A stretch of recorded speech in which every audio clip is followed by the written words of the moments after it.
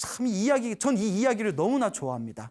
사람이 살다 보면 어쩔 수 없이 실수할 때가 있거든요. 실수하거나 피치 못해서 손에다 피를 묻힐 수도 있고 누군가에게 아픔을 줄 수도 있고 살다 보면 나쁜 악업이나 무거운 업을 질 때도 있거든요. 근데 내가 그런 나쁜 짓을 한번 했다는 이유만으로 우리가 죽어서 바로 지옥에 떨어진다면 얼마나 억울한 일이에요. 하지만 죽기 직전에라도 정말 시극한 마음으로 나의 잘못을 뉘우치고 간절하게 부처님을 부르면 반드시 그 부처님이 그 사람을 좋은 곳으로 인도해 준다는 이 무한한 희망의 이 이야기를 저는 굉장히 좋아합니다. 그러니까 살다가 혹시 살면서 노여워하거나 슬퍼하거나 서러워하거나 큰 실수를 저지르신 분들이 있다면 내가 저질렀던 그 모든 잘못을 지극한 마음으로 참여하시면서 말년에라도 열심히 염불하시기 바랍니다. 자, 이와 비슷한 얘기가 있습니다. 금방 소 얘기했잖아요.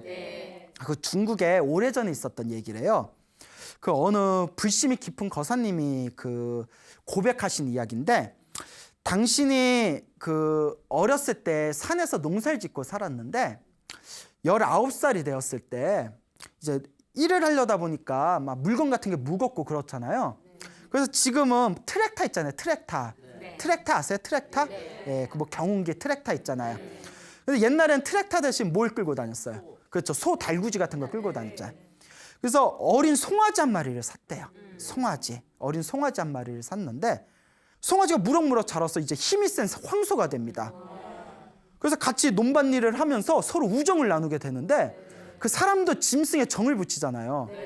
강아지나 고양이 같은 거 키우면, 개 같은 거 키우면 완전 가족대잖아요. 그리고 요새는 이렇게 축원문 있잖아요. 스님들이 이렇게 신도들이 기도 올리면 스님들이 40대마다 축원을 올리는데 요새 특이한 상황이 하나 생겼어요.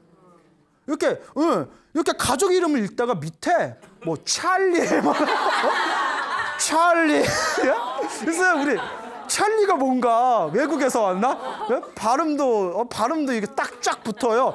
찰리. 신도들 물어봤더니 개 이름이래요. 무슨 개 이름을 축원문에 올리냐고. 가족이라고. 여러분, 요새는 개가 죽여도 죄지네요. 애완견 자기 반려 죽으면 천도제 지내는 그 포교당도 있어요. 그러니까 그렇게 사람의 정이 무서운 거예요. 그렇죠. 그렇게 따지면 그 키우다가 짐승 버리는 사람들 그 진짜 무거운 업보를 받습니다. 예전에 한번 소나무에서도 그런 얘기 한 적이 있는데 찔리는 분 있어요? 예? 어머, 경포대 해수욕장에다가 우리 찰리 버리고 왔는데 예? 살아있는 짐승 함부로 버리면 안 됩니다. 정든 짐승 함부로 버리면 정말 나중에 업으로 돌아옵니다. 자, 어쨌거나 그러니까 제일 나쁜 업보 중에 하나가, 우리 옛날 시골 사람들 그런 거 모르잖아요. 키우던 게 복날에 잡아먹는 거. 무거워. 예. 아니, 모르는 게도 아니고. 예? 그렇잖아요. 순돌아 하고 키우다가 복날이 언제야? 며칠 남았어. 순돌아 그때까지 참아. 뭐 이러고. 이거 무서운 업을 받는 거예요. 제가 좀 우습게 얘기를 했지만, 그러니까 그런 과거가 있는 분들은 정말 기도 많이 하셔야 돼요. 다음 생에라도 받을 수 있습니다. 그 소하고 정이 들었는데 완전 친형제처럼 지냈대요. 얼마나 오만정이 다 들었잖아요. 그런데 10년이 지나서 소가 몸에서 힘이 떨어지고 늙어버리니까, 그러니까 인간이 무서워요. 팔아버리려고 마음을 먹습니다. 이제 소를 팔기로 딱 약속을 했는데 다음날 소 팔기로 소장수하고 얘기가 끝났는데, 그날 꿈을 꿨는데 소가 눈물을 뚝뚝 흘리는 꿈을 꾼 거예요. 꿈에서 깨서 희한하다 해가지고 외양간에 가서 소한테 먹을 거 줬는데 소가 먹지 않고 눈물을 흘리더래요. 소가 아는 거야. 그걸 어떻게 알까? 그걸 어떻게 알까요? 영물이야. 근데 제가 이런 이야기를 다 이렇게 보면서 느낀 게, 이걸 소들이 어떻게 알까? 그 소들이 자기 잡혀갈 때 눈물 뚝뚝 흘린다는 이야기 있잖아요. 그걸 어떻게 알까? 예. 그러면서 또 이렇게 또 우리 소고기 이렇게 한우로 주세요. 그렇게 기름 쪼르르. 아니야, 한우는 덜 익어도 돼. 막 이러면서 다 드셔보셨잖아요. 그렇죠. 그러니까 이제 소가 눈물을 뚝뚝 흘리면서, 그런데도 팔아버린 거예요.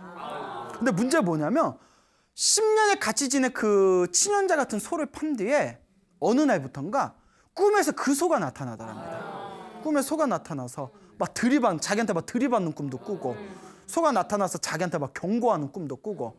근데 희한한 게 소 꿈을 꾸고 나면 그 다음날 꼭 안 좋은 일이 생기더래요. 그러니까 몇 년이 지난 뒤에는 그게 딱 버릇이 돼서 소 꿈만 꿨다면 그 다음날 일을 안 나갔대요. 소 꿈을 꾸면 꼭 안 좋은 일이 생겨서. 그 이제 뭐가 있는 거죠. 예, 소귀신 붙었나 보다. 소귀신. 그래서 그분은 이제 그 중국의 상해라고 있잖아요. 상해. 샹하이라고 하죠. 샹하이. 예. 그 상하이에 갔는데 거기 이제 누님이 불심이 독실하셨답니다. 그 불심이 지극한 그 누님이 너와 소와의 관계에 아직 청산되지 않은 빚이 있는 거다.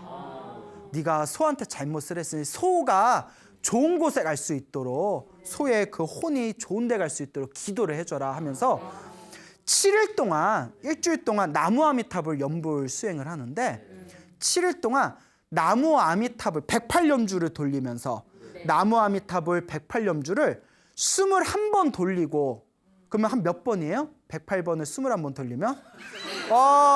이게 뭡니까? 약 2,000번 넘죠? 예, 약 2,000번 넘지 않습니까? 나 많은 거 기대 안 해요. 예? 그것도 계산 안 돼요? 예? 2,200번 되려나? 예, 하여튼. 108염주를 나무 아미탑을 부르면서 21번을 돌려라. 이걸 7일 동안 기도를 하라고 했어요. 그리고 기도를 마치고 난 뒤에는 그 소를 생각하면서 부디 좋은 곳에 가렴이라고 기도를 해줬답니다. 그 나무 아미탑을 7일 기도가 딱 끝나고 난 뒤에 그 뒤로는 한 번도 소가 나타나질 않았답니다. 예, 서로의 빚이 청산이 된 거죠. 예, 그러니까 여러분들도 살아오면서 후회하거나 누군가에게 미안하거나 혹은 내가 아끼던 뭐 순돌이를 갖다 버렸다거나 그러면 이렇게 기도를 좀 해주세요. 언젠가 내가 받게 됩니다. 예, 또 내가 키우던 삐약삐약하던 병아리 잘 키워서 모가지 턱 쳐가지고 예? 역시 씨암탉은 이거 장모님이 해줘야지 뭐 이러면서 드셨던 분들도 기도해주면 좋습니다. 그 말씀들. 근데 우리가 살면서 오만 직장 생활을 하다 보면 또 그렇게 또 살아있는 생명을 죽이는 업종이 있을 수도 있습니다. 그렇다고 내 생업이 달려있고 내 가족들이 있는데 한 번에 직장을 바꿀 수는 없잖아요. 그럴 때는 일단 급한 대로 뭐라도 많이 해라. 기도라도 많이 해줘라. 예, 그걸 말씀드리고 싶은 거예요. 예, 기도라도 많이 하자. 그리고 내가 지어놓은 안 좋은 업보가 있으면 그걸 자꾸 참여하면서 살자. 예, 이것을 명심하시길 바랍니다. 또 소하고 얽힌 이야기인데요. 오늘의 주제는 소인가요? 자꾸 소 얘기가 나오네요. 약 80년 전에 있었던 일입니다. 80년 전에 그 불심이 지극한 거사님이 있었어요. 이분의 이름이 유정밀 거사님이었답니다. 유정밀이라는 중국의 80년 전에 거사님이 있었는데 자기 집에 일을 해주는, 지금으로 치면 파출부 아줌마 있죠. 예, 그 파출부 아줌마가 있었는데 이 아줌마 성씨가 섭씨였대요. 섭씨, 중국성이니까. 그래서 섭씨 아줌마 했는데, 근데 이 섭씨 아줌마가 아주 나쁜 그런 어떤 병이 있었대요. 나이가 들어서 시집을 간 뒤에 언젠가부터 귀신 보이는 병이 걸린 거예요. 근데 귀신이 보이면 발작을 일으키는 거예요. 이걸 전문 용어로 뭐라고 하죠? 지랄병이라고 하죠. 아니요, 인터넷 쳐보면 나와요. 실제로 옛날엔 거의 지랄병이라고 했대요. 우리가 지랄이란 표현이 비속어지만 옛날에 실제로 이렇게 막 귀신이 보인다면서 막 발작 일으키고 이런 걸 옛날 사람들이 지랄병이라고 불렀대요. 예, 제가 없는 말 지어내는 거 아니에요. 예, 없으면 어떡하지? 예. 자, 어쨌거나 이제 그런 굉장히 안 좋은 그런 옛 사람들이 지랄병이라고 불리우는 병에 걸렸는데 한 번씩 주기적으로 귀신이 보이고 막 발작을 일으키고 정신을 잃어버리는 거예요. 그러다 보니까 어느 날이었대요. 또 막 귀신이 보이면서 뭐 온몸에 막 시뻘건 흉이 일어나면서 발작을 일으켜가지고 물속에 뛰어들어서 죽겠다고 난리친 걸 사람들이 끄집어냈대요.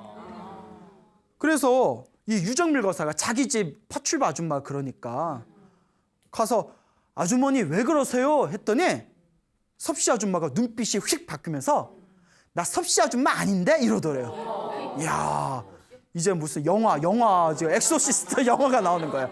내가 섭씨로 보여? 뭐, 네? 우리 옛날에 공포 영화 보면 공포 이야기, 엄마 왜 그래? 딱 보면서 내가 아직도 엄마로 보이니? 막 이런 얘기가 있잖아요. 예. 그러니까 나 섭씨 아줌마 아닌데? 이러는 거예요. 유정밀 거사가 이제 불심이 지극하니까 우리 같으면 이 아줌마 왜 이러지? 뭐 이러면서 뭐 이제 경찰이나 병원에 신고를 했을 수 있겠지만 이제 불교 공부를 하신 분이라서 섭씨 아줌마가 아니면 넌 누구냐? 이랬대요. 넌 누구냐? 그러니까 그 섭씨 몸에 있는 아줌마가 하는 얘기가 우리들은 전생에 이 섭씨가 전생에 백정이었을 때 죽였던 소의 영혼들이다. 소의 원혼이다. 원혼. 나 말고 아주 96마리가 있다 이러는 거예요. 그러니까 머나먼 전생에 백정이었을 때, 섭씨 아줌마가 백정이었을 때 96마리의 소를 도축을 했던 거예요. 그 원혼들이 이제 천도가 되지 못하고 섭씨 아줌마를 이번 생에 막 괴롭히고 있었던 거예요. 그가 막 그런 어떤 정신병을 일으켰던 거예요. 그러니까 유정밀 거사가 왜 이 아줌마를 괴롭히냐, 왜 그런 거냐 했더니 전생에 이가 백정이었을 때 우리 몸을 피를 내고 우리 살을 찢고 우리의 목숨을 앗아갔다. 우리는 아직도 그 고통 속에서 헤매고 있다. 그래서 복수하기 위해서 호신탐탐 노리고 있었던 것이다. 복수할 거다 이러는 거예요. 그때 유정밀 거사 이렇게 얘기합니다. 그러지 마라. 잘 생각해봐라. 니들이 이 섭씨 아줌마를 머나먼 과거 전생에 니들이 이 아줌마를 죽였기 때문에 이 아줌마가 다시 백정의 몸으로 태어나서 니들을 죽인 거고, 니들이 이번 생에 또 이 아줌마를 죽이며 이 아줌마는 또 다른 다음 생에 니들에게 또 복수하지 않겠냐. 이렇게 복수가 복수를 낳고 끝이 없으니 언제쯤에 이 원한이 다 사라지겠냐. 그러니 그러지 말고 여기서 원한을 놓아버려라 하는 거예요.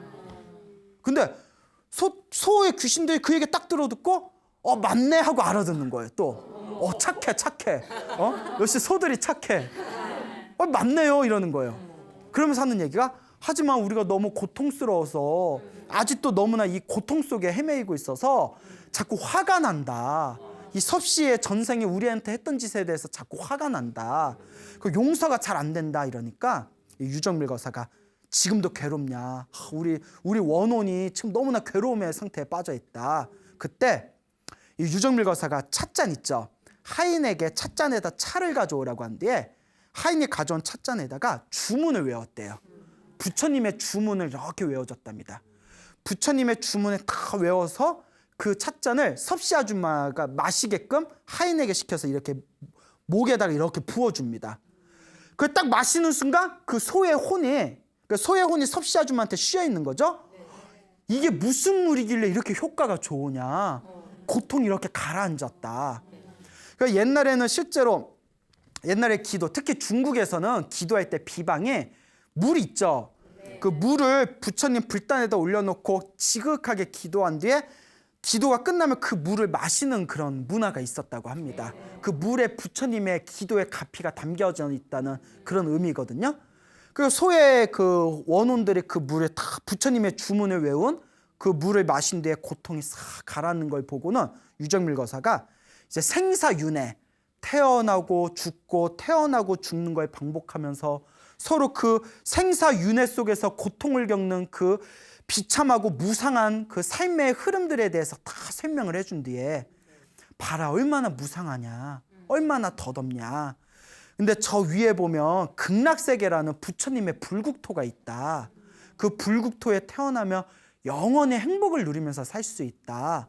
그 불국토에 태어나고 싶지 않냐라고 유정밀 거사가 다 물어봅니다. 그 소의 원혼들이 그런 데가 있으면, 그런 곳이 있으면 우리도 태어나고 싶죠. 근데 우리처럼 업장이 두꺼운데 태어날 수 있겠습니까? 그러면 내가 도와주겠다 하고는 그 자리에서 집에서 불단을 차려놓은 뒤에 지극한 마음으로 그 소들의 원혼을 위해서 연부를 해주고 부처님의 경전을 독송해줬대요. 몇 시간 동안 지극정성으로 기도를 해줬답니다.